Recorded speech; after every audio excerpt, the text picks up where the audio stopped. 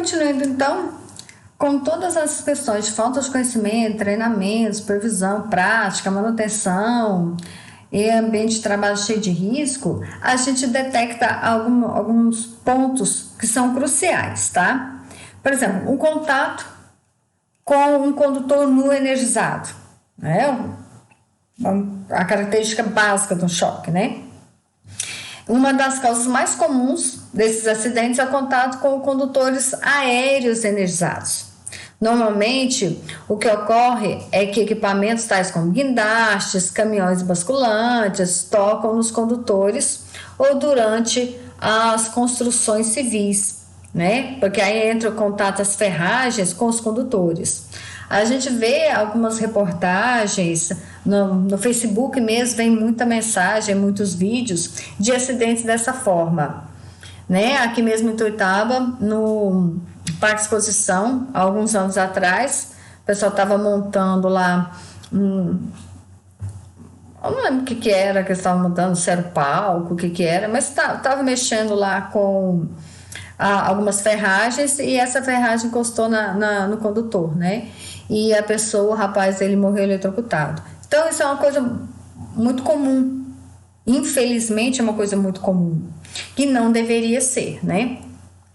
A gente tem um problema também na falha na isolação elétrica, onde os condutores, quer sejam empregados isoladamente, como nas instalações elétricas, quer como partes de equipamentos, são usualmente recobertos com uma película isolante, que é aquele famoso PVC, né? Aquele plásticozinho que vem em cima do condutor.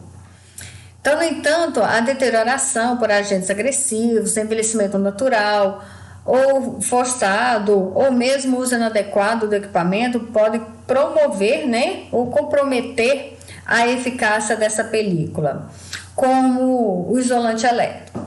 Então, o que a gente tem? Vamos pegar assim, esse PVC automaticamente já tem uma vida útil de 20 anos. Depois de 20 anos você tem que trocar, isso é o máximo. Mas se na hora de passar esse condutor, você raspar ele na caixinha, por exemplo, você já diminuiu. Você já provocou um agente agressor ali. Você deteriorou esse condutor. Então, isso vai provocar uma falha na isolação elétrica.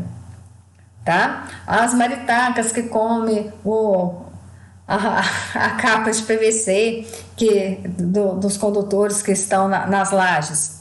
Aqui em Tuiutaba a gente tem também esse problema. Então tem vários fatores. A gente tem também a questão do calor e temperaturas elevadas, tá? Então a circulação da corrente em um condutor sempre gera calor. E, por conseguinte, aumento da temperatura do mesmo. Por isso que quando a gente vai dimensionar o condutor, a gente faz aquela correção de fator de correção de agrupamento. Se passa muitos circuitos dentro de um eletroduto, vai aumentar a temperatura ali dentro. Então, automaticamente, você precisa aumentar a seção do condutor. E, claro, vai aumentar também o diâmetro do eletroduto, né?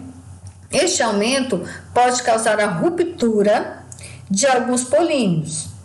Ou seja, se você eleva a temperatura, você vai romper esses polímeros. Lembra que o PVC, a temperatura máxima de trabalho dele é de 70 graus Celsius, tá? E nessa ruptura, né, desses polímeros, de que são feitos alguns materiais isolantes. A gente tem a questão também da umidade. Alguns materiais isolantes que revestem os condutores absorvem a umidade, como é o caso do nylon. Isso faz com que a resistência isolante do material diminua. Então, você tem que ficar atento com isso. Por isso que toda vez que você vai adquirir um condutor, você tem que saber onde vai instalar. Se ele vai ficar exposto, ele vai ficar sobre a laje, ele vai ficar dentro do eletroduto, ele vai ser enterrado? Ele vai ser enterrado dentro de um eletroduto ou ele vai ser enterrado direto no solo? Então, isso é importante para saber o material que vai ser usado, para evitar esse tipo de situação. A gente tem a questão normal da oxidação também, que é atribuída à presença de oxigênio, ozônio e os oxidantes na própria atmosfera, né? O ozônio torna-se um problema especial em ambientes fechados, nos quais operam motores, geradores, aí é um caso um pouquinho mais crítico, tá? Estes produzem em seu funcionamento arcos elétricos, que por sua vez geram ozônio. O ozônio é oxigênio em sua forma mais instável e reativa. Então, tornando aí o perigo. Desculpa. A gente tem a questão da radiação, que os processos fotoquímicos iniciados pela radiação solar provocam a ruptura também dos polímeros, tais como cloreto de vinila, borracha sintética e natural. Então, mais uma coisa para a gente ficar atento, por isso que não pode ficar exposto. A gente tem os produtos químicos, né? Os materiais normalmente utilizados como isolantes elétricos, eles vão degradando, né, na presença de substâncias como ácidos, lubrificantes e sais. Acho engraçado que tem gente que vai passar os condutores, aí passa óleo, gente, não faz isso não. Fica passando. Outro dia o cara tirou a manteiga do pão e passou para poder ajudar a passar a fiação. Mas vamos lá. A gente tem desgaste mecânico, tá? As grandes causas dos danos mecânicos ao isolamento elétrico são a abrasão, corte, flexão e torção do recobrimento ali dos condutores, que é aquela capinha que a gente tem mais contato, que ali é capinha de PVC, tá? Altas tensões.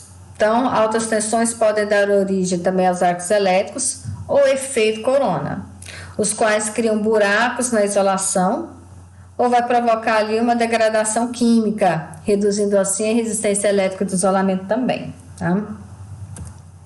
Aí tem o problema de roedores e insetos.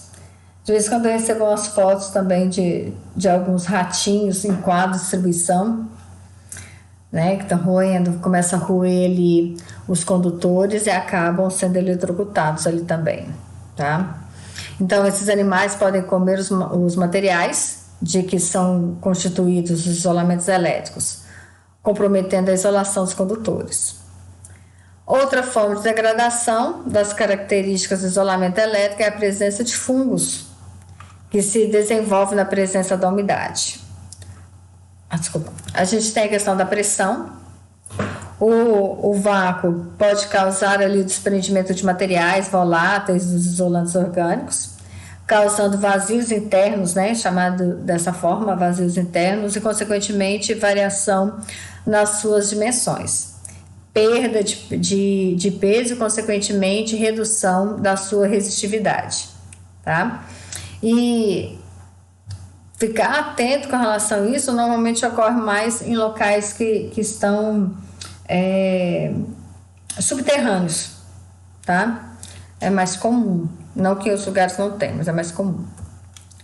Alguns dos riscos mais casuais. A gente tem ali em superfícies energizadas, o problema maior pode vir ali da carcaça de motores, aparelhos eletrodomésticos. Gente, a maior parte do choque elétrico é nas residências, tá? E provocado por aparelhos eletrodomésticos, tá?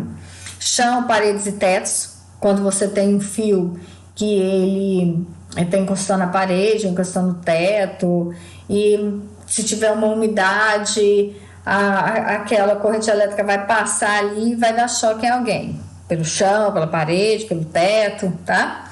Torneiras e chuveiros elétricos, quando não são aterrados ou mal aterrados, né?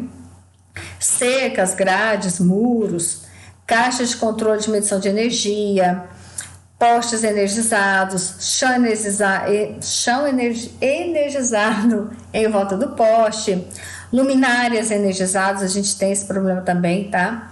Painéis e conduítes. Então, para tomar choque é muito fácil. O que a gente precisa é ficar atento e ser cuidadoso mesmo, ser cauteloso na hora de trabalhar. Fios e cabos com isolamento deficiente, isso pode ocorrer devido ao isolamento com defeito de fábrica mesmo, o isolamento velho e partido, isolamento danificado por objetos pesados, né? Às vezes caiu alguma coisa em cima, isolamento rompido por roedores, isolamento superaquecido, no caso de uma sobrecarga, né? Fios e cabos energizados caídos no chão.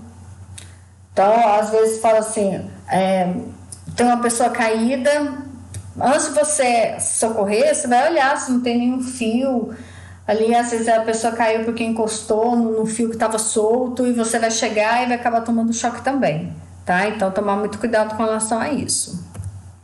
Redes aéreas energizadas. Os acidentes normalmente ocorrem em construção, embaixo dessas linhas, né? Sacadas próximas das redes, podas de árvores, antenas, guindastes, basculantes, pulverizadores. Também ocorre muito acidente. Empinar papagaio, né? Bambus e outros objetos longos. Lá no sítio lá do meu pai, ele teve que tirar um bambuzal que tinha, passar uma rede, com a permissão dele, claro, passar uma rede, e tinha um bambuzal lá. Depois que passaram a rede, veio a notificação que ele tinha que retirar o bambuzal de onde estava. Nem era tão grande assim o bambuzal, era pequeno, mas era alto. Então ele teve que tirar, isso que cedeu, ele não recebe nada por isso, tá, gente? Cedeu para poder passar a rede lá, mas mesmo assim ele teve que retirar ali, porque passaram bem no rumo do bambuzal. Então veio a notificação, e se não tirar é multado. Redes aéreas desenergizadas, porque aí tem a questão do residual capacitivo, gerador particular, alimentação através de baixa tensão via transformador, efeito da indução de outras linhas que passam bem próximas, energizamento através de manobras incorretas, tudo isso pode provocar. Aí a gente tem a questão das causas no ser humano de forma direta e indireta, que a gente já falou, só para vocês frisarem mesmo: direto, contração muscular, fibrilação, parada cardíaca, queimadura, né? Indireta, que é a queda, batida, fratura, traumatismo, perda de membros e, consequentemente, a morte. Aqui é uma tabelinha para vocês olharem depois, falando sobre a intensidade da corrente alternada, tá? Qual que é o estado provável, qual que é a perturbação que provoca no corpo humano, o estado provável da vítima, tá? Dê uma olhada depois. Medidas de controle, gente, sempre trabalhar com EPI, EPC, ter uma saúde médica, né? Ter uma atenção médica adequada, ter um setor administrativo preocupado com o trabalhador, a questão educativa, já que vocês estão fazendo treinamento, então isso ajuda a diminuir aí o risco de choque elétrico. E jamais esquecer que a gente precisa de aterramento, tá? A gente precisa de um DR lá no quadro de distribuição, a gente precisa aterrar as tomadas. Muitas das vezes tem só ali um pininho, né? Mas não está aterrado. Então, fazer o aterramento para a proteção mesmo das pessoas contra choque elétrico, ok? E só para vocês terem uma ideia, aqui alguns exemplos de aterramento, tá? E depois a gente vai ver que existe 3 tipos de aterramento. A gente tem o aterramento funcional, a gente tem o aterramento temporário e a gente tem o aterramento para proteção. E a gente vai ver sobre eles numa aula um pouquinho mais para frente, tá? Mas ficar atento com relação a essa questão do choque elétrico. Muito, muito perigoso. E na próxima aula a gente vai falar sobre arco, beleza? Façam as atividades, que está já no Classroom. E depois, qualquer coisa, estou no Meet para sanar as dúvidas ou no WhatsApp. Beleza? Aguardo vocês.